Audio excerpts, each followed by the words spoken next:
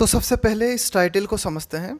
Title है the एशंस of time. Time age of the एशंस, है ना। ये जो फ्रेज होती है इसका मतलब होता है कि something should be done as soon as possible. इस फ्रेज का हम उपयोग करते हैं इस बात को एम्फेसाइज करने के लिए कि कोई काम जो है जितनी जल्दी हो सके उतनी जल्दी किया जाना चाहिए। अब देखते हैं इस एडिटोरियल को। Judicial intervention should strengthen anti defection law, not undermine it. तो देखिए इस एडिटोरियल में हम बात करने वाले हैं अभी हाल ही में महाराष्ट्र की पॉलिटिक्स में जो कुछ चल रहा है ना, उसके बारे में। जुडिशियल इंटरवेंशन, इंटरवेंशन का मतलब होता है हस्तक्षेप करना, बीच में आना, है ना, दखलंदाजी करना। जुडिशियल इंटरवेंशन शुड स्ट्रेंथन का मतलब है मजबूत करना। Anti defection law, anti defection law का मतलब है दल बदल कानून। तो कुल मिला के जो न्यायिक हस्तक्षेप है वो इसलिए होना चाहिए, यानी कि न्यायिक हस्तक्षेप के माध्यम से जो दल बदल कानून है वो और मजबूत होना चाहिए। नॉट अंडरमाइन इट, यानी कि जुडिशियल इंटरवेंशन के कारण जो एंटी डिफेक्शन लॉ है वो कमज़ोर नहीं पड़ना चाहिए। अंडरमाइन का मतलब होता है किसी चीज़ को और कमज़ोर कर देना, किसी चीज़ के महत्व को कम कर देना। तो अगर न्यायिक हस्तक्षेप किसी भी मामले में होता है तो न्यायिक हस्तक्षेप के माध्यम से क्या होना चाहिए, जो एंटी डिफेक्शन लॉ है उसे मजबूती मिलनी चाहिए, ना कि वो कमज़ोर पड़ना चाहिए। Time is of the essence when it comes to executing political maneuvers. Time is of the एशंस, है ना। तो इसका मतलब हुआ कि भाई हाँ, ये बात जितनी जल्दी हो सके उतनी जल्दी की जानी चाहिए। Time is of the essence phrase का हम प्रयोग करते हैं इस बात को एम्फेसाइज करने के लिए कि something should be done as soon as possible. When it comes to, जब बात आती है, when it comes to executing, execute करने का मतलब है किसी काम को या किसी प्रक्रिया को अंजाम देना। पॉलिटिकल मन्यूवर्स, मन्यूवर का मतलब होता है दाव पेच, पैतरेबाजी। To reduce a government to a minority, कि किसी भी सरकार को अल्पमत में लाने के लिए, यानी कि किसी भी सरकार को गिराते हुए उसे अल्पमत में लाने के लिए अगर कोई राजनीतिक दावपेच किए जाते हैं तो वहाँ पर बहुत ज़रूरी हो जाता है कि जितनी जल्द हो सके उतनी जल्द कुछ ना कुछ किया जाए। डिसिडेंट लेजिस्लेटर्स, डिसिडेंट का मतलब होता है जो मतभेद रखता है, यानी कि जो सहमत नहीं है। एक तरीके से बागी आप कह सकते हो उसे, या मतभेद रखने वाला कह सकते हो। लेजिस्लेटर का मतलब होता है, लेजिस्लेटर का मतलब होता है कि भाई ये जो कानून निर्माण करने वाले व्यक्ति को हम बोलते हैं लेजिस्लेटर। अब वो संसद का सदस्य भी हो सकता है और विधानसभा का सदस्य भी हो सकता है, तो उसे हम कहेंगे legislator. Dissident legislators need time to gather enough numbers to vote out. Vote out का मतलब है किसी के अगेंस्ट वोट देना। द रेजिम, रेजिम का मतलब होता है व्यवस्था, शासन, वर्तमान व्यवस्था। तो इसका मतलब ये हुआ कि जो मतभेद रखने वाले विधायक हैं, मतभेद करने वाले कानून निर्माता हैं, उनको ज़रूरत है किस चीज़ की, टाइम की। टू गैदर एनफ नंबर्स, ताकि वे पर्याप्त नंबर्स जुटा सकें। यहाँ नंबर्स जुटाने का मतलब है कि वे अपनी संख्या को पर्याप्त रूप से बढ़ा सकें। To vote out the regime, ताकि जो वर्तमान शासन व्यवस्था है, वर्तमान जो सत्तारूढ़ व्यवस्था है उसके खिलाफ वोट कर सकें। यानी कि जो डिसिडेंट लेजिस्लेटर्स हैं उनको तो सिर्फ टाइम चाहिए, उनको अगर टाइम मिल जाए तो गैदर का मतलब इकट्ठा करना, तो वो क्या कर सकते हैं, पर्याप्त रूप से मेंबर्स इकट्ठे कर सकते हैं और इस सरकार के खिलाफ, जो वर्तमान सरकार जो है उसके खिलाफ वोट दे सकते हैं। दूसरी बात हम देखते हैं कि ruling parties need to close the window of opportunity soon. Ruling parties, और जो सत्तारूढ़ पार्टीज होती हैं उनको इस बात की ज़रूरत होती है to close the window of opportunity. Window of opportunity का मतलब हुआ कि जो अवसर आपके पास उपलब्ध है, विंडो ऑफ अपॉर्चुनिटी सून, यानी कि सत्तारूढ़ पार्टी ये चाहती है कि उनके खिलाफ अगर कुछ हो रहा है तो उस अवसर को जितनी जल्दी हो सके उतनी जल्दी बंद किया जाए। देखो, डिसिडेंट लेजिस्लेटर तो चाहते हैं कि जितना हो सके टाइम मिल जाए ताकि वे ज़्यादा से ज़्यादा लोग अपने पक्ष में जुटा सकें और सरकार के खिलाफ वोट कर सकें। और रूलिंग पार्टीज़ क्या चाहती हैं? रूलिंग पार्टीज़ चाहती हैं कि बिल्कुल भी अपॉर्चुनिटी जो डिसिडेंट लेजिस्लेटर्स हैं उनको ना मिले। जो भी अपॉर्चुनिटी उनके पास उपलब्ध है वो जितनी जल्दी बंद हो जाए, ये चाहती है ruling party. Often using the threat of disqualification for defection. तो अक्सर रूलिंग पार्टीज जो है वो क्या करती हैं? ऑफन, अक्सर, यूजिंग, प्रयोग करते हुए, द थ्रेट का मतलब है कि भाई इस बात की धमकी देना, the threat of disqualification for defection. Defection का मतलब होता है दल बदल। तो कुल मिला के रूलिंग पार्टी जो है वो इस तरह का खतरा डिसिडेंट लेजिस्लेटर्स के लिए प्रस्तुत करती है कि भाई आपको डिस्क्वालीफाई किया जाएगा दल बदल के लिए ना। तो इस पेतरेबाजी का प्रयोग जो है रूलिंग पार्टीज़ के द्वारा किया जाता है। It is in this backdrop, इस पृष्ठभूमि को ध्यान में रखते हुए, that judicial intervention in matters, कि जो न्यायिक हस्तक्षेप है मामलों में, किस तरह के मामलों में? रिलेटिंग टू, जो कि संबंधित हैं, डिस्क्वालीफाइंग लॉ मेकर्स, कि जो कानून निर्माता हैं उनको डिस्क्वालीफाई करना, यानी कि उनकी विधानसभा की जो सदस्यता है उसे समाप्त करना। फॉर डिफेक्शन, क्यों समाप्त करना?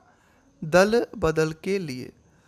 टेक्स प्लेस, और तब जाके ये जो डिफेक्शन की प्रक्रिया है वो टेक प्लेस। टेक प्लेस का मतलब है किसी चीज़ का घटित होना।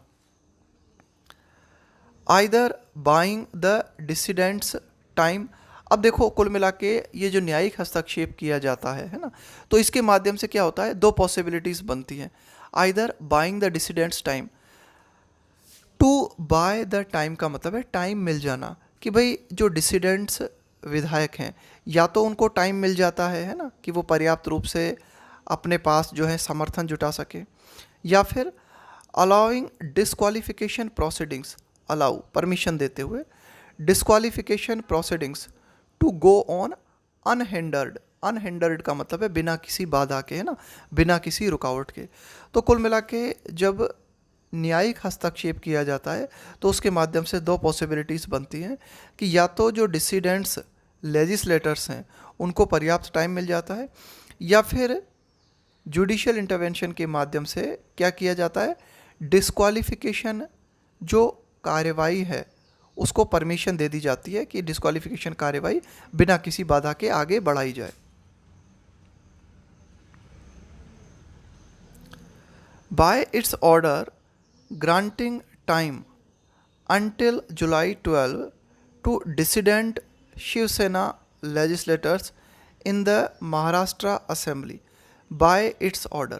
तो अदालत की तरफ से ऑर्डर दिया गया है, ग्रांट का मतलब है प्रदान करना, और उस ऑर्डर में टाइम जो है दिया गया है कब तक का?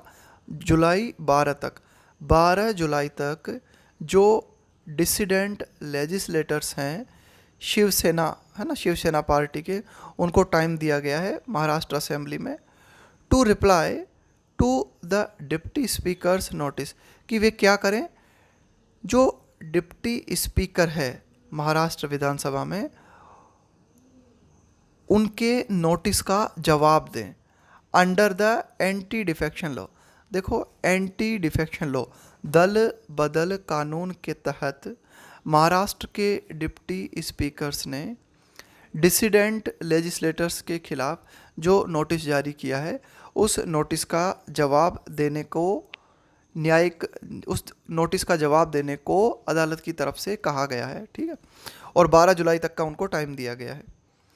और ऐसा करते हुए the supreme court has effectively made it possible, कि सुप्रीम कोर्ट ने क्या किया है, ऐसा करते हुए, है ना, इस तरह का ऑर्डर देते हुए सुप्रीम कोर्ट ने क्या किया है, बहुत ही प्रभावी तरीके से इस बात को संभव बना दिया है, made it possible for them, in dissident legislators के लिए इस बात को जो है संभव बना दिया है, to actualise there objective.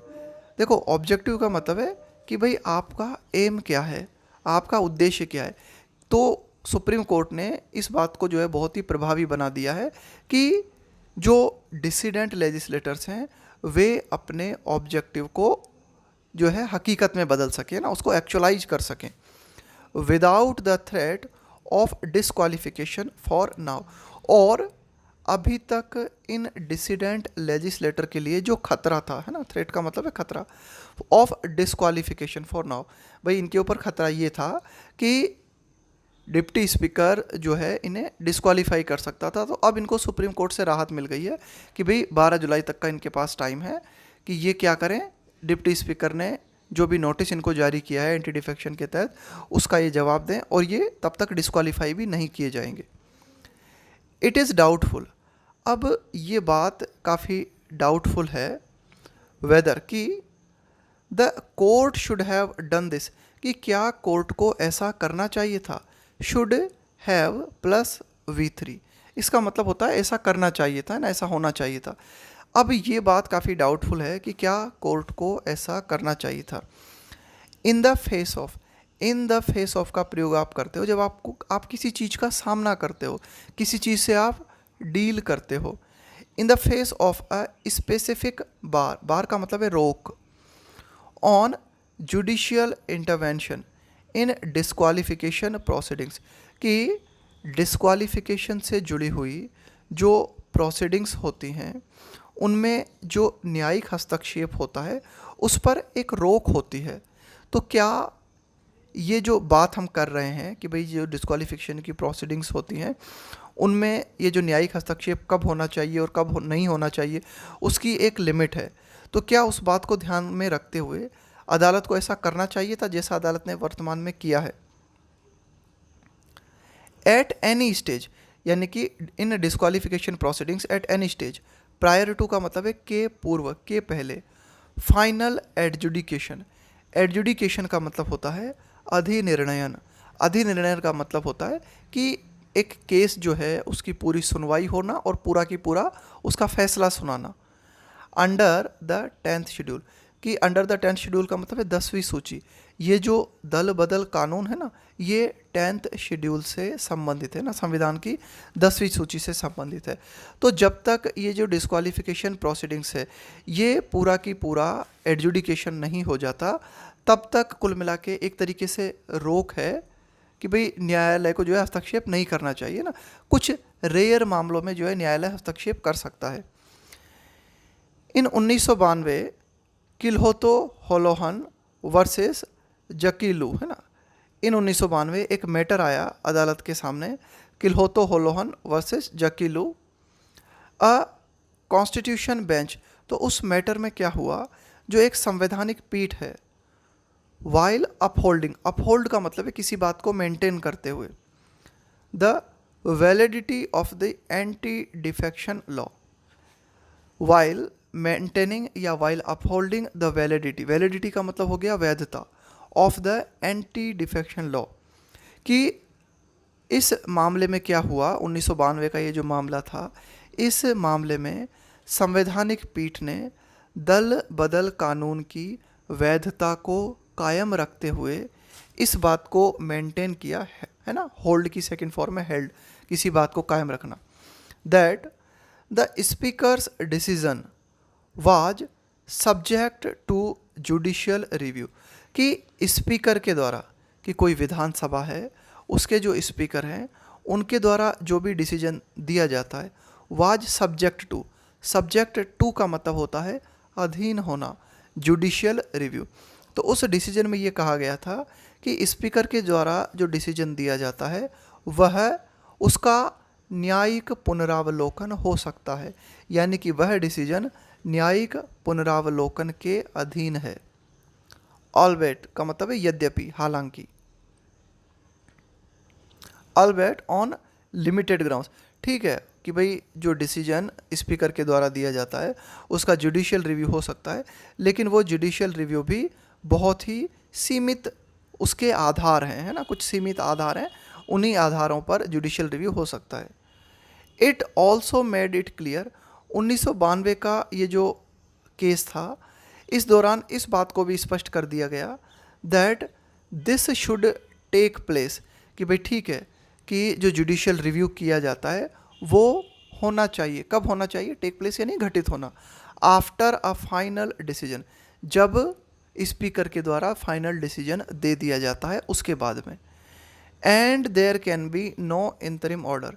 इंतरिम order का मतलब हुआ कोई टेम्पररी ऑर्डर, यानी कि इस बीच अदालत की तरफ से किसी भी तरह का कोई टेम्पररी ऑर्डर नहीं आना चाहिए, एक्सेप्ट, सिवाय इसके, यानी कि कुछ रेयर केस हैं, कुछ रेयर केसेस हैं, except if there is an interim disqualification और सस्पेंशन, है ना।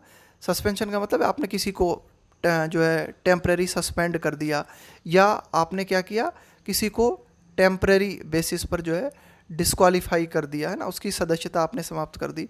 तो except if there is an interim disqualification और सस्पेंशन, कि इन परिस्थितियों को अगर हम छोड़ दें कि अगर किसी को टेम्पररी डिस्क्वालीफाई कर दिया गया है या फिर उसको सस्पेंड कर दिया गया है, इन परिस्थितियों को अगर हम छोड़ दें तो किसी भी तरह का कोई इंतरिम ऑर्डर नहीं होना चाहिए जब तक स्पीकर के द्वारा इस दल बदल कानून से जुड़ा हुआ फैसला नहीं दे दिया जाता। The deputy speakers grant of just 2 days, कि महाराष्ट्र विधानसभा में जो डिप्टी स्पीकर हैं, ग्रांट का मतलब प्रदान करना, तो उनके द्वारा क्या किया गया है, 2 दिन का टाइम दिया गया है एमएलएस के लिए टू रिप्लाई, कि वे जवाब दें। मे हैव ओकेजन्ड, देखो मे हैव और उसके साथ में वर्ब की थर्ड फॉर्म, इस स्ट्रक्चर का हम प्रयोग करते हैं पास्ट के बारे में गैस करने के लिए कि ऐसा हुआ होगा। ओकेजन, ओकेजन का जब हम वर्ब के रूप में प्रयोग करते हैं ना, तो इसका मतलब होता है कोई अवसर निर्मित कर देना। तो कुल मिला के ये जो बात है कि डिप्टी स्पीकर के द्वारा 2 दिनों की मोहलत जो है वो एमएलएस को दी गई, है ना, रिप्लाई करने के लिए कि भाई आपके पास 2 दिन का टाइम है, तो हो सकता है कि इस बात ने इस बात को जरूरी बना दिया हो, है ना, ये अवसर उपस्थित कर दिया हो कि द इंटरवेंशन, है ना, तो यानी कि इस बात ने न्यायिक हस्तक्षेप का अवसर उपस्थित कर दिया हो, ऐसा हो सकता है। बट इट इज़ डाउटफुल, लेकिन यह बात शक के दायरे में है, वेदर, कि क्या the court should concern itself, कि क्या कोर्ट को इस बात से कुछ मतलब होना चाहिए विथ द क्वेश्चन नाउ, यानी कि क्या कोर्ट को वर्तमान में जो कुछ है, जो कुछ चल रहा है वो, है ना, तो क्या यहाँ पर कोर्ट को हस्तक्षेप करना जरूरी था, है ना, ये मुख्य बात है। When it can be decided after their possible disqualification, कि जब कोर्ट के पास ये अवसर था, यानी कि इस मैटर को डिसाइड किया जा सकता था आफ्टर देयर पॉसिबल डिस्क्वालिफिकेशन, कि मान लो कि भाई ये जो डिसिडेंट लेजिस्लेटर्स हैं इनका मान लो संभावित इनको डिस्क्वालीफाई कर दिया जाता, तो उसके बाद भी अदालत इस मैटर को देख सकती थी, तो क्या अदालत का पहले ही बीच में आना जरूरी था। There are court judgments that से, कि भाई कुछ हमारे पास कोर्ट के जजमेंट्स हैं, वो इस बात को कहते हैं क्या, कंप्लायंस, कंप्लायंस का मतलब है किसी रूल्स को फॉलो करना, है ना, बातों को मानना। Compliance with natural justice is not based on the number of days given, कि जो नेचुरल जस्टिस का, अगर हम जस्टिस की बात करें तो जस्टिस का सिद्धांत जो है वो ये कहता है कि वो इस बात पर डिपेंड नहीं है कि कितने नंबर, है ना, कितने दिन दिए गए। नेचुरल जस्टिस जो है वो इस बात पे डिपेंड करता है, but on whether sufficient opportunity was given before a decision. Natural justice ये कहता है कि कोई भी डिसीजन देने से पहले जिस व्यक्ति के खिलाफ आप डिसीजन दे रहे हो, क्या उसे अपना पक्ष रखने की सफिशिएंट अपॉर्चुनिटी दी गई, क्या उसे पर्याप्त अवसर दिया गया। Based on a conclusion in Nabam Rebia 2016, कि एक और हमारे पास मैटर है नाबाम रेबिया 2016, इसके आधार पर that a presiding officer should not adjudicate any defection complaint while a motion for his on removal is pending. तो देखो ये जो 2016 का मामला है ये क्या कहता है, प्रेसाइडिंग ऑफिसर। प्रेसाइडिंग ऑफिसर का मतलब होता है जो अध्यक्षता कर रहा है, वो स्पीकर भी हो सकता है, डिप्टी स्पीकर भी हो सकता है। तो जो प्रेसाइडिंग ऑफिसर है उसे ऐसे मामले में एडजुडिकेट नहीं करना चाहिए, है ना। ऐसे किसी भी कोई भी है ना, कोई भी डिफेक्शन कंप्लेंट है, दल बदल से संबंधित किसी भी तरह की कंप्लेन है, तो उस कंप्लेन में ऐसे व्यक्ति को प्रेसाइडिंग ऑफिसर की भूमिका नहीं निभानी चाहिए जिसमें वाइल अ मोशन, है ना, कि भाई एक प्रस्ताव फॉर इज ऑन रिमूवल का मतलब है हटाना, इज पेंडिंग, यानी कि मान लो एक ऐसी कंप्लेन है जिसमें कि एक तरीके से while a motion for his on removal is pending, यानी कि वो खुद भी शामिल है, यानी कि जो स्पीकर है या डिप्टी स्पीकर है उसको खुद को हटाने की मांग प्रस्ताव में की गई है, तो ऐसे प्रस्ताव की अध्यक्षता उस व्यक्ति को नहीं करनी चाहिए, प्रेसाइडिंग ऑफिसर को। यानी कि अगर कोई मामला है जिसमें प्रेसाइडिंग ऑफिसर जो है उसका भी नाम है, तो फिर उस प्रेसाइडिंग ऑफिसर को जो है अध्यक्षता नहीं करनी चाहिए। The dissidents sent a motion to get the deputy speaker removed. तो अब देखो क्या हुआ कि ये जो डिसिडेंट लेजिस्लेटर्स हैं इन्होंने एक प्रस्ताव भेजा और उस प्रस्ताव में इन्होंने ये मांग की कि जो डिप्टी स्पीकर हैं उसे हटाया जाए, उसे रिमूव किया जाए। तो देखो प्रस्ताव में डिप्टी स्पीकर को हटाने की मांग की जा रही है, तो इसलिए यहाँ पर ये केस बनता है कि इस प्रस्ताव में डिप्टी स्पीकर को ही प्रेसाइडिंग ऑफिसर नहीं होना चाहिए। क्यों? क्योंकि कंप्लेन उसी के खिलाफ है। आफ्टर ही रिजेक्टेड इट, कि भाई जब डिप्टी स्पीकर ने क्या किया, इस प्रस्ताव को खारिज कर दिया। The rejection has also been questioned in court, तो इस रिजेक्शन को भी कोर्ट में जो है इस यानी कि अदालत में इस बात पर भी सवाल किया गया कि भाई ये रिजेक्ट कर दिया उन्होंने, तो इस बात को भी जो है मुद्दा बनाया गया अदालत में। 10 इस प्रकार से रेज का मतलब है उठाना, raising a jurisdiction question on the adjudicatory power of the deputy speaker, कि डिप्टी स्पीकर की अधिनिर्णयन करने की जो पावर है उस पर इस तरह से सवाल उठाया गया ना। रेजिंग अ जुरिस्डिक्शन क्वेश्चन, है ना, कि भाई आपके अधिकार क्षेत्र में क्या आता है ना, तो यानी कि एक तरीके से जो डिप्टी स्पीकर है उनके अधिकार क्षेत्र पर, है ना, कि भाई जो उनका एडजुडिकेशन करने की जो पावर है उसके ऊपर ही सवाल उठाया गया। Who of necessity has to decide disqualification questions in the absence of a speaker.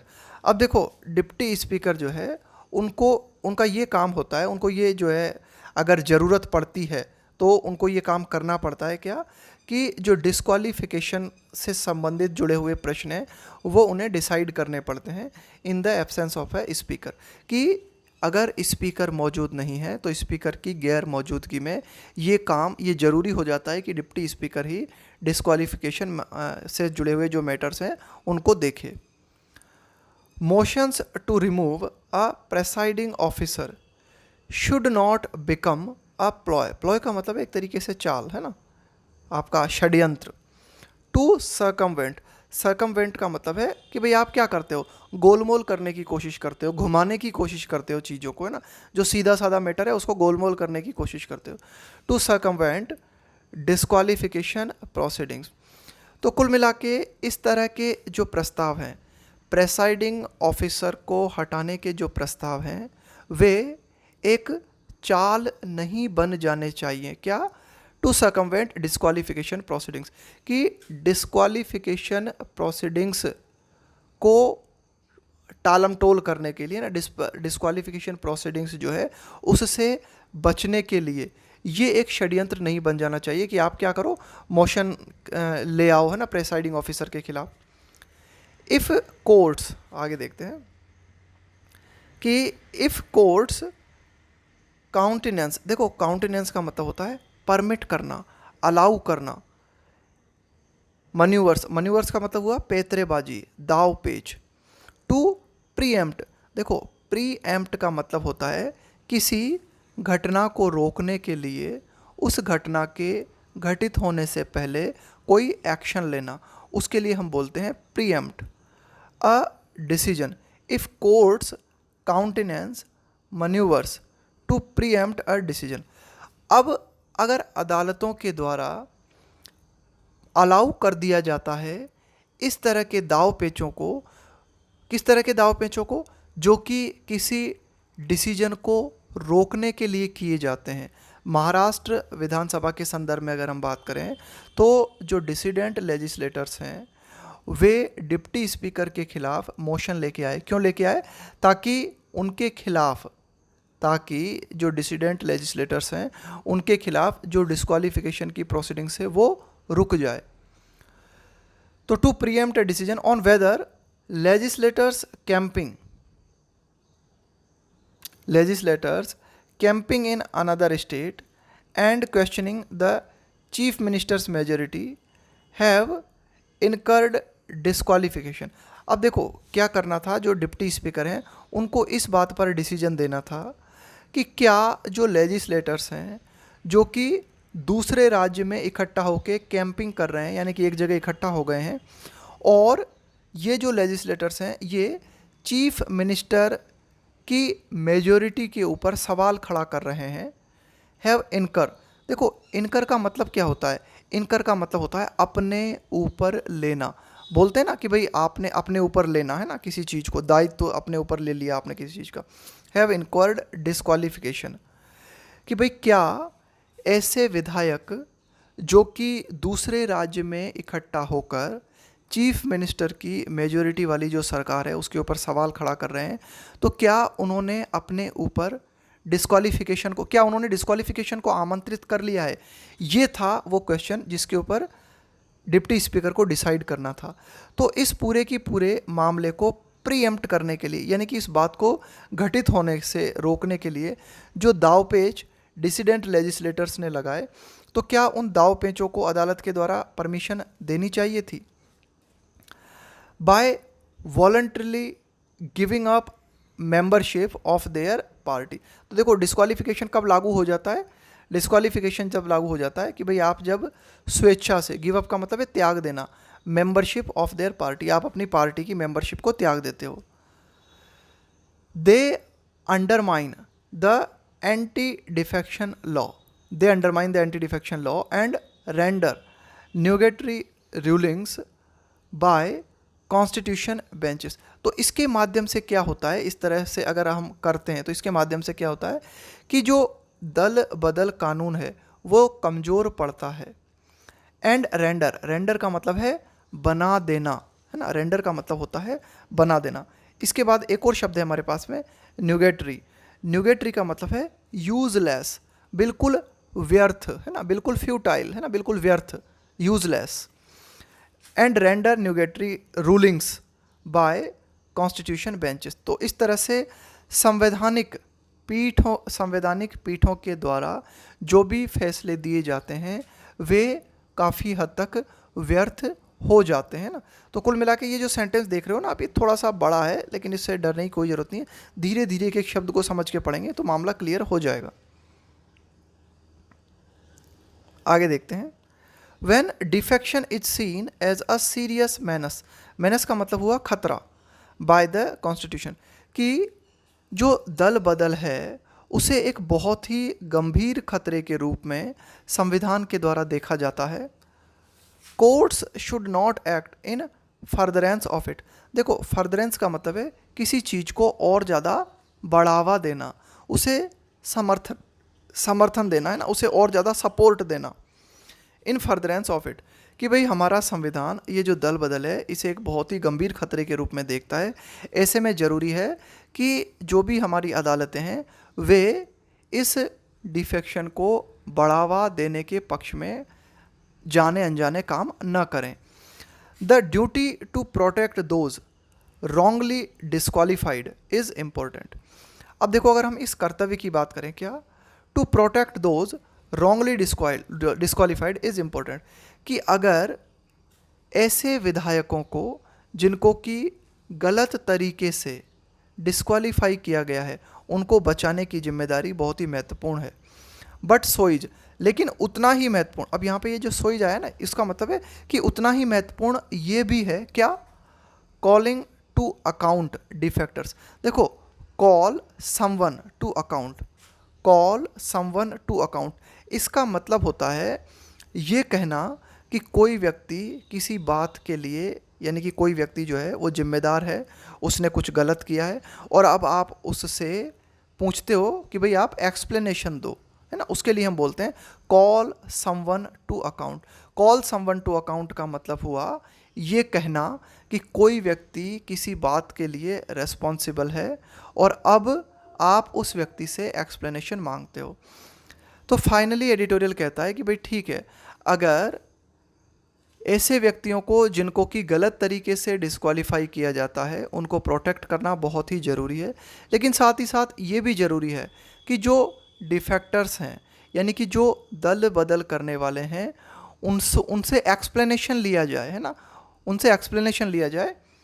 Whose motives are suspect, यानी कि ऐसे डिफेक्टर्स जिनके उद्देश्य संदिग्ध हैं, ऐसे डिफेक्टर्स जिनके उद्देश्य संदिग्ध हैं, उनसे एक्सप्लेनेशन मांगा जाना चाहिए, उनसे जो है उनसे डील किया जाना बहुत ही ज़रूरी है कि भाई उन्होंने जो कदम उठाया है उस कदम का उनसे एक्सप्लेनेशन लिया जाना भी ज़रूरी है।